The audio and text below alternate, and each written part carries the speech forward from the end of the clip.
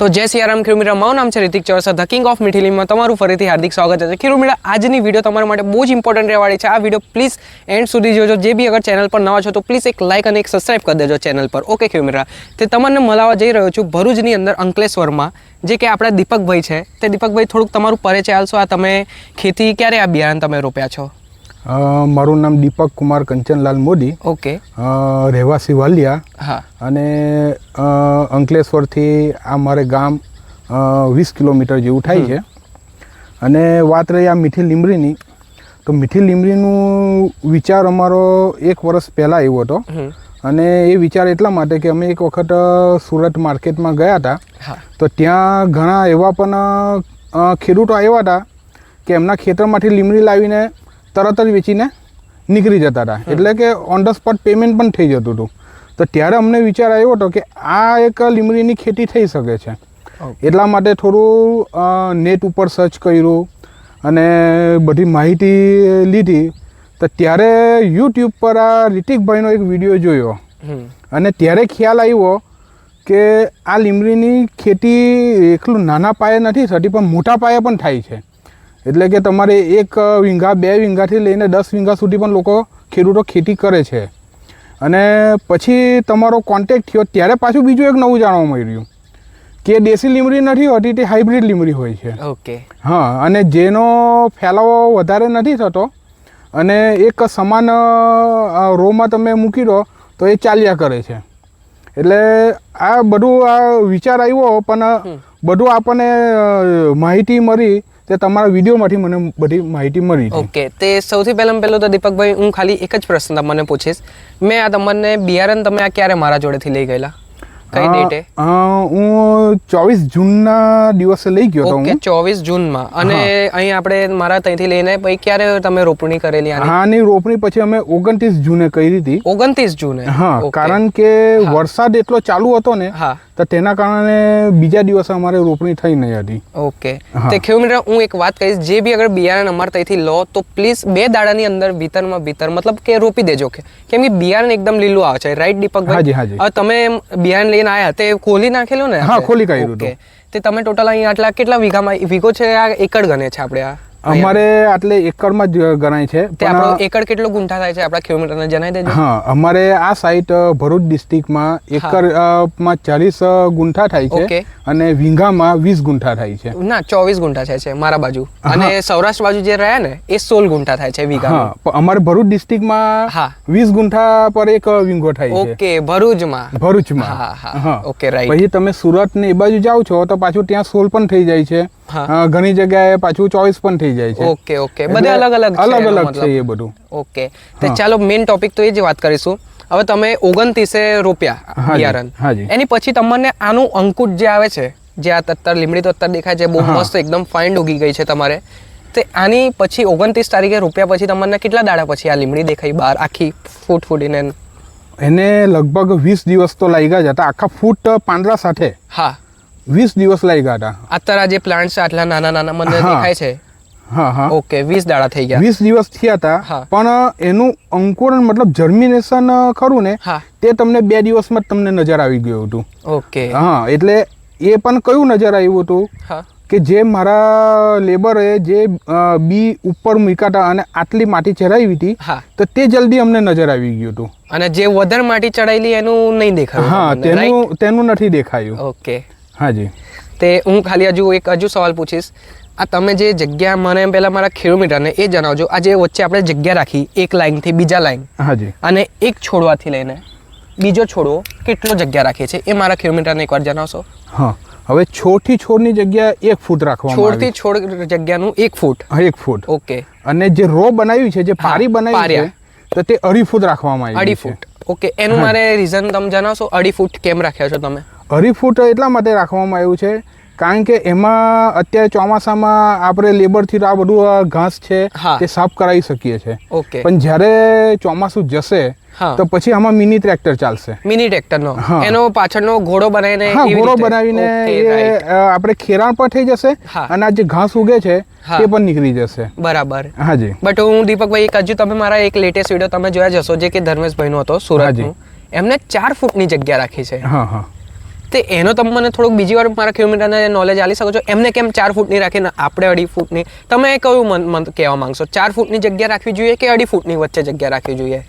જો હું એટલું કહેવા માંગુ છું કે જે ખેડૂત મિત્ર પાસે પોતાની પાસે અગર મોટું ટ્રેક્ટર છે તો એ પ્રમાણેનું બનાવે. ઓકે. અને અગર તમે ભાડેથી લાવવાના હોય તો પછી એ આપણા છે ને કોસ્ટમાં છે ને વધારો કરે છે, એટલે ખર્ચો વધારો કરે છે. ઓકે. મારી પાસે ફેસિલિટી નાના ટ્રેક્ટરની છે એટલે મેં નાનું ટ્રેક્ટર તો કર્યું જ છે, નાના ટ્રેક્ટરનો આ ગાળો રાખ્યો જ છે. હવે વાત રહી હવે બીજું કે ગાળો મોટો નાનો ક્યાં સુધી આપણે રાખી શકીએ છીએ. જો હવે તમે 1 એકરમાં 90 કિલો સુધીનું મારા આટલે આ એરિયામાં 40 ગુંઠામાં એક એકર થાય છે એટલે 90 કિલો બિયારણ ગયું છે. 90 કિલો, રાઈટ. 90 કિલો બિયારણ ગયું છે. હવે જેટલું બિયારણ ગયું છે તો એટલા એ પ્લાન્ટ પણ એટલા ઉગવાના છે. બરાબર છે. હવે આ સાઈઝમાં મેં આટલા બિયારણ ગયું છે, આટલા પ્લાન્ટ થવાના છે, એટલે એનું પ્રોડક્શન પણ મને વધારે મળવાનું છે. ઓકે. 2.5 ફૂટનું આપણે ઓછું રાખીએ ગાળો, તેમાં પ્રોડક્શન આપણને મળવાનું જ છે. કારણ કે આ જે લીમડી છે તે સાઈઝ એની ફેલાવો ખરો તે છેલ્લામાં છેલ્લો એનો 2 ફૂટનો જ ફેલાવો રહેવાનો છે. દેશી લીમડી હટે તો એનો ફેલાવો તમારે 5-10 ફૂટ સુધી જતું રહેશે, કારણ કે મૂળ નીચે સુધી ફેલાય. એનું મૂળ તો બધે ફૂટતા જાય ચોમાસામાં ભાઈ વરસાદમાં. અને એટલા માટે આ મેન તો આ પ્રોડક્શનના હિસાબે જ મેં આટલો ગાળો રાખ્યો છે. Okay okay. હવે જેમને મોટો ગાળો રાખ્યો છે તેમને પ્રોડક્શનમાં થોડો ઘણો ફરક તો પડવાનો જ છે. થોડો ઘણો ફરક પડવાનો જ છે એમને પ્રોડક્શનમાં, કારણ કે ગાળો મોટો છે, એમના એટલા પ્લાન્ટ ઓછા છે, એ પ્રમાણેનું એ થવાનું જ છે. હવે પછી આગળ જોઈએ કેવી રીતના એમનું પ્રોડક્શન મળે છે તે તમે વિડીયો બનાવશો અને તેના પર રિવ્યુ આવવાનો છે. એની ઉપર બી પછી હું વિડીયો તો બનાવીશ. સુરતના આપણા જે 4 ફૂટ આપણે રાખી છે જગ્યા, એનું બી પછી આપણે બનાવીશું પહેલી કટિંગ જ્યારે આવી જાય. ઓકે. તે હું તમને દીપકભાઈ એક હજી વાત તમને જણાવીશ અને મારા બધા જે ખેડૂત જો છે એમને બી એકવાર જણાવીશ, જે હવે લીમડી કરવાના છે કે ના કર્યા હોય, કરી દીધું છે, તે એમને એક જ વાત કહીશ, તમે એકવાર આ લીમડી જો.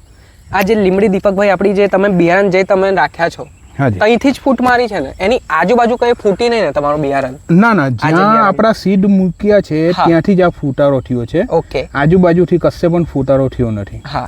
તે આનથી હું ખાલી એક જ સમજાવવા માંગુ છું બધા ખેડૂતોને, તમને બી દીપકભાઈ, કે હું એવું કહેવા માંગુ છું દેશી લીમડી જે રહી ને તમે વરસાદમાં એને આમ અહીંથી ઉખાડીને બીજે ચોંટાડી બી શકશો. બટ આ લીમડીને તમે અહીંથી હવે આને ઉખાડશો ને ત્યાંના મૂળિયા તૂટી જશે નીચેથી, કેમ કે આનું મૂળિયા જે રહે છે ને સીધું ભોયમાં જાય. હવે આ આટલી અત્યારે અહીં આટલી બાર છે ને આનો ડબલ રૂટ્સ આના નીચે ગયા હશે. Okay, right. અને તમને મેં હે ને કિલોમીટર મતલબ બધાને કહું છું 10 થી 12 બિયા મૂકવાના. 10 થી 12 કેમ કહું છું? જો કિલોમીટર હવે એમાંથી કંપની 30% પહેલાથી જ ફેલ ગણે છે, બરાબર? હવે એમાંથી જો આ અત્યારે અહીંયા તમે 10 થી 12 બિયા મૂક્યા, કેટલા એના પ્લાન્ટ્સ ઉગ્યા? ધીમે રહીને ગણીએ. આવ 1 2 3 4 અને આ 5 જેવા ઉગ્યા છે ટોટલ. બરાબર. હવે આ 5 માંથી તમને હવે 5 ઉગ્યા છે, અમુક જગ્યા 3 ઉગ્યા છે, અમુક જગ્યા 2 બી ઉગ્યા છે. બટ આપણે કઈ ઘઉંમાં તો નહીં પડ્યા દીપકભાઈ? એ મેઇન રીઝન છે 10 થી 12 બિયા મુકાવાના. એ મેઇન છે. ઓકે. અને હું હજુ એક વાત કહીશ, આમનું દીપકભાઈનું અત્યારે હું બિયારણ લઈને આવ્યો છું જે કે 7 કિલો જેવું છે, અને એમના ત્યાં જ અત્યારે વિડીયો બનાવું છું. એમને કેમ તકલીફ પડી બીજી વાર બિયારણ મંગાવ્યું છે દીપકભાઈએ, તે એ મને જણાવશો કેમ તમને બિયારણ બીજી વાર રિક્વાયર થયું છે 7 કિલોનું એક્સ્ટ્રા ઉપર? 7 કિલો. હવે જુઓ, એક આ પ્લોટ છે અને એક એની પાછળનો પ્લોટ છે નીચેની સાઈડ. તો જ્યારે અમે લેબર કર્યા હતા તો લેબરમાં આપણે શું થયું કે જ્યાં સુધી તમે લેબરની સાથે રહેશો ને તો ત્યાં સુધી તમારા કહેવા પ્રમાણે કરશે. ઓકે. હવે જ્યારે આ પ્લોટમાં અમે સ્ટાર્ટ કર્યું, સવારે લેબર આવ્યા અને સ્ટાર્ટ કર્યું તો એમની સાથે રહ્યા અને એમને કહ્યું હતું કે 10 થી 12 બિયા 1 ફૂટ ઉપર મૂકવાના છે અને માટી પણ આટલી ચરાવવાની છે. એકદમ. તો 11 વાગ્યા સુધી 11:30 વાગ્યા સુધી અમે એમની સાથે રહ્યા અને પ્રોપરલી આ એક પ્લોટનું કરાવ્યું અને તે પ્રમાણે એમને કહ્યું કે હવે આ જ પ્રમાણે નીચે પણ પ્લોટનું કરવાનું છે. હવે તે ટાઈમે પછી આપણે સાથે નહીં રહ્યા તો એમને જે કર્યું કે ભાઈ હવે એક જ પ્લોટ બાકી છે, કલાકમાં કામ પટાવીને આપણે નીકળી જઈએ, એટલે આપણને પૈસાથી મતલબ છે. લેબરને હંમેશા પૈસાથી જ મતલબ હોય છે. તો એમાંથી 2 લેબર એવા નીકળી રહ્યા કે જેમને 1 બિયા મૂક્યા, 2 બિયા મૂક્યા, 3 બિયા મૂક્યા, ને તેને કારણે આ મારે આ ગાળા પડ્યા છે. ઓકે, એની લીધે તમને વચ્ચે ગોમાં પડ્યા અને બીજી વાર તમને બીજું મારે બિયારણ મંગાવવું પડ્યું. હા, અને હવે પાછો એ મુકાવીશું. તે હું ખેડૂત મિત્ર બધાને હજુ બી વાત એક કહીશ, જ્યારે બી તમને બિયારણ મળે દીપકભાઈ, તમને બી કહું છું બધાને, તે પ્લીઝ બિયારણ રોપાના ટાઈમે તમે લેબલ પાછળ રહો. પછી લેબલ કેટલું બિયારણ મૂકે છે, કેટલું ઊંડું મૂકે છે એ આપણને ના ખબર હોય. ઓકે ખેડૂત મિત્ર, રાઈટ? આપણને ના ખબર હોય. એમને શું, એમને પૈસા જ મળવાના જ છે ને. શેઠ જોડેથી આપણે 150 રૂપિયા 200 રૂપિયાનો જે તમે ફિક્સ રાખ્યા હોય એક જણના, એ તો આપણે કલાકમાં પતતું હોય તો અડધો કલાકમાં કામ પતાવી નીકળી જાય ફટાફટ. એટલે ક્યારે બી લેબર આધારિત ના રહેશો આ ખેતીમાં. અને સ્ટાર્ટિંગના 7 મહિના તમારે આની ફૂલ કેર કરવી પડશે. અને જે કે મેં જોયું તમારા ખેતરમાં, તમે બહુ સારી રીતે કેર કરશો દીપકભાઈ. એનાથી મારે 1% જે કંઈ કમ્પ્લેન્ટ નથી. તમે, હું જેવું કહું છું સાફ સફાઈ એવું તમે તાત્કાલિકમાં કરાવી દો છો. વરસાદના ટાઈમમાં જેટલું બી આ નેદવાનું થાય છે તમે બધું ક્લીન રાખો છો. તમે એકવાર આ લાઈન જોઈ શકો છો ખેડૂત મિત્ર, કેટલી સારી રીતે દીપકભાઈ, બહુ જ સારી રીતે આમાં એમનું પર્સન્ટેજ ચાલે છે, 100% ચાલે છે વર્કમાં. તે દીપકભાઈ ચલો હવે એક હજી વાત પૂછીશ. અત્યારે તમે હાલમાં તો લીમડી કરી છે, જ્યારે આની કટિંગ આવી જશે, આનું બધું જ થઈ જશે, ત્યારે તમને બધું જ અંદાજ ખબર પડી જશે કે કેટલા તમને આવક થઈ અને કેટલું, ત્યારે એ વિડીયો બનાવીશું અલગથી. બટ આની પહેલા તમે આ જ જમીન ઉપર કઈ ખેતી કરતા હતા મને એ જણાવજો ખાલી. આની પહેલા અમારે આટલે મુખ્ય ખેતી અમારે શેરડીની છે. શેરડીની, બરાબર, રાઈટ. હવે શેરડીમાં કેવું હોય છે કે એનું અમારે પ્લાન્ટિંગ અમારે સપ્ટેમ્બર ઓક્ટોબરમાં કરતા હોય છે. અને સપ્ટેમ્બર ઓક્ટોબરમાં કર્યા પછી એની એક વર્ષ અમારે કેર કરવી પડે. બરાબર. અને શેરડી એવો પાક છે કે તમારો સમય, તમારા પૈસા, તમારું પાણી, આ ત્રણ વસ્તુ વધારે માંગી લે છે. ઓકે. કારણ કે એક વર્ષ સુધી કોઈ પણ પાકને ટકાવવા માટે તમારું ખાતર પણ આવી જાય છે. ખાતર, પાણી, પૈસા અને સમય, આ બધું એ માંગી લે છે. ઓકે. અને તેમાં અમારે ખર્ચો પણ વધી જાય છે.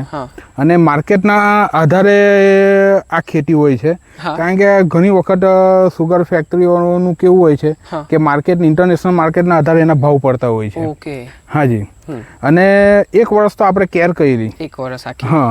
અને પછી જ્યારે પણ એનું કટિંગ આવે છે, તો કટિંગ આવ્યા ને જેટલો પણ આપણો માલ સુગર ફેક્ટરીમાં ગયો હોય તો તેના 1 વર્ષે અમને પૈસા મળે છે. એનું મતલબ 1 વર્ષની આખી શેરડીની ખેતી, રાઈટ. અને 1 વર્ષ પછી આપણું જ્યારે પાક ઉગે, પાક કપાઈને બી ખેતરમાંથી જાય, ઓકે, અને એની પછી બીજા 1 વર્ષ પછી એના પેમેન્ટ આવે, પૂરેપૂરા પેમેન્ટ 1 વર્ષ પછી. વચ્ચે હપ્તા આવે છે એના, સુગર ફેક્ટરી વાળા એમના નિયમ પ્રમાણે 2 હપ્તા આપે છે.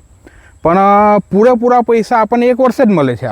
ટુકડા મળે તો એમાં આપણને કઈ મજા તો નહીં. હું સાચું કહું તો નહીં આવે. હવે લાખ રૂપિયા તમને એક હોમ ટુ મળે અને લાખ રૂપિયા એક 10,000 રૂપિયા દર મહિને આલું ટુકડા કરીને, એ પૈસા આપણા કામના કોઈ નથી. એ ભાઈ આપણે એ નાના ખર્ચામાં જતા રહે. પણ આપણને એક મોટી આખી એક એમાઉન્ટ મળે તે આપણને કામમાં લાગે. એનો મતલબ હું એવું સમજુ ને 2 વર્ષને આખું મતલબ એની પાછળ મહેનત ને દેખભાલ ને પૈસા બધું ટકે મળે એની પછી. ઓકે, સમજી ગયો. બાકી અત્યારે આ લીમડીની એકવાર કટિંગ થઈ જવા દો, એની પછી આની પેમેન્ટની સિસ્ટમ તમને ખબર પડી જશે શેરડીના કેવું છે અને આમાં કેવું છે. ઓકે. તે લીમડીની ખેતી બાબતમાં તો એક જ વસ્તુ, મેં આટલું અમે કામ કરીએ છીએ તો એનું રિસર્ચ કરીને જ અમે કરીએ છીએ. ઓકે. હવે આ લીમડીની ખેતી પણ અમે સ્ટાર્ટ કરી છે તો એનું 100% રિસર્ચ જ કર્યું છે. ઓકે. ત્યારે જ અમે આ એક નિર્ણય ઉપર પહોંચ્યા કે ભાઈ આ ખેતી કરવા જેવી છે. અને મેન મુખ્ય કારણ શું છે કે આ લીમડીની ખેતીમાં મને કશે પણ એવું જાણવા નથી મળ્યું કે જમીનનો ચુસારો લાગતો હોય.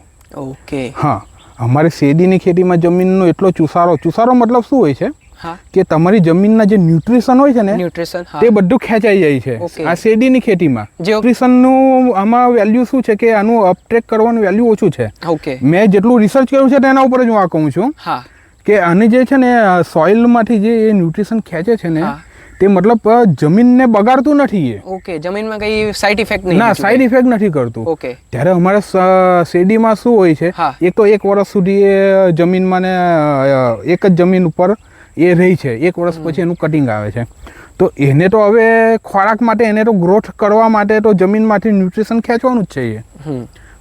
એટલે જમીને વધારે એ છે ને મતલબ વાંજળી કરે છે એ જમીન, એટલું સમજો તમે. સમજી ગયો. એને જમીનને છે ને ઓક્સિજન વગરની હવા લેતી હોય જમીન હા. અને એને હવા વગરની કરે છે. એટલે જમીન જ્યાં સુધી હવા નહીં લે, ઓક્સિજન નહીં લે, ત્યાં સુધી એ જીવતી નહીં રહે. એટલું આવું કામ છે જમીનનું પણ. આ પણ હવા લે જ છે આપણી જમીન. હા. અને આપણું આમાં લીમડીની ખેતીમાં શું છે કે તમારે હવે પહેલું કટિંગ તો 7 મહિને આવશે. હા, પહેલું કટિંગ આપણું 7 મહિને આવશે, કેમ કે આ થોડુંક ઊભવામાં આવી પણ છે. તેના પછી જો જે તમારે 4 મહિને કટિંગ આવે છે, તો 4 મહિનામાં કટિંગ આવશે એટલે 4 મહિના પછી અમારી છે ને પાછું બીજું 4 મહિને ઉગતા સુધીમાં અમે 3 થી 4 વખત એને ખેર કરી કાઢીશું. એટલે જમીનમાં કેવું કે જે હવાના માધ્યમથી બધું જે એ પોતાનું ન્યુટ્રિશન ખેંચતા હોય છે, નાઇટ્રોજન ખેંચે છે, હા, કાર્બન ડાયોક્સાઇડ ખેંચે છે. ઓકે. એટલે આવા આ ખેતીમાં આ મેઇન છે કે દર 4 મહિને તમને આની અંદર ખેર કરવા મળશે. બરાબર, હાજી. રાઈટ, સમજી ગયો. હા. અને બીજું હું હવે એક હજી પ્રશ્ન તમારી જોડે પૂછીશ. બેસિકલી જ્યારે તમે આ બિયારણ રોપ્યા પછી કઈ પ્રકારની તમે દવા મારી છે ખેતરમાં એક કઈ વાર, કશું પણ કેમિકલનું અત્યાર સુધી? ના, કેમિકલ કોઈ નથી વાપર્યું. બીજું અત્યાર સુધી તમે શું દવા આલી છે, શું મતલબ આને આલ્યું છે? અને ન્યુટ્રિયન્ટ માટે કે ન્યુટ્રિશન માટે તો પહેલું તો ખેર કરતા પહેલામાં છાણિયું ખાતર દબાયું. હા, દબાયું હતું. પણ એ છાણિયું ખાતર કેવું? હા. હવે ઘણા ખેડૂતો એવું હોય છે કે ચાલો ભાઈ આ જગ્યાએ છાણિયું ખાતર પડ્યું છે, એને ટ્રોલીમાં ભરી અને ડાયરેક્ટ ખેતરમાં નાખી દીધું. આવી ભૂલ કોઈ દિવસ કરવાની નહીં. ખાતર જ્યાં સુધી ડીકમ્પોઝ નહીં થશે ત્યાં સુધી એ ખેતરમાં તમારું ન્યુટ્રિશન નહીં આપે. ઓકે. જે ન્યુટ્રિશન જે પ્લાન્ટને જોઈતું હોય છે એવું નથી કે લીમડી દરેક પ્લાન્ટને દરેક ખેતીમાં ઓકે, જ્યાં સુધી છાણિયું ખાતર કમ્પોઝ નહીં થાય ત્યાં સુધી કોઈ પણ ખેતરમાં તે ન્યુટ્રિશન આપી શકતું નથી.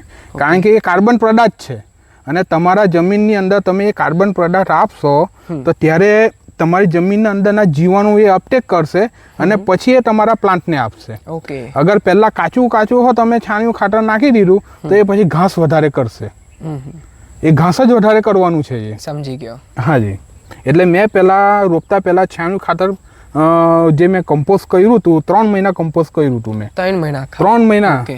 અને પાણી અને આપણા બેક્ટેરિયા વેસ્ટ ડીકમ્પોઝર છે, વન જીવામૃત છે, આ બધું એના ઉપર છાંટીને એને કમ્પોઝ કર્યું હતું. 3 મહિના સુધી મેં કમ્પોઝ કરી રાખ્યું એને. અને વખતે એમાં પાણી પણ છાંટ્યા કરતો હતો અને એમાં બેક્ટેરિયા પણ નાખ્યા કરતો હતો અને એને પલટાવ્યા કરતો હતો, જેથી એ છે ને થોડું આપણી ચાની ભૂખી જેવું થઈ જાય છે. સમજી ગયો. અને પછી આ પાથરી દીધું હતું અમે. ઓકે. એની પછી બિયારણ રોપ્યા પછી તો તમે કઈ દવા તો નહીં આલી હશે? ના, અત્યારે નથી આપ્યું. અત્યારે કોઈ દેશી ખાતર પાણી જોડે છોડ્યું હોય? ના, અત્યારે કોઈ જે નથી કર્યું. પણ ચાલો ખેડૂત મિત્ર, અહીંયા જ હું વિડીયો એન્ડ કરું છું. જય સિયારામ. જય સિયારામ. તમારા જોડે મસ્ત ઇન્ટરવ્યુ લીધું અને મારા ખેડૂત મિત્રને સરસ લાગ્યો હશે. અને જે ખેડૂત મિત્રને સરસ લાગ્યો તો પ્લીઝ કમેન્ટમાં જય સિયારામ લખી દેજો. તે મારા જે કે દીપકભાઈને બી ખબર પડી જાય મારા કમેન્ટના માધ્યમથી કે આ વિડીયો તમને કેટલી સરસ લાગી. રાઈટ દીપકભાઈ? હાજી. ઓકે. તો ચાલો મળીશું નેક્સ્ટ વિડીયો પર. ઓકે ખેડૂત મિત્ર, ચાલો જય સિયારામ. જય સિયારામ.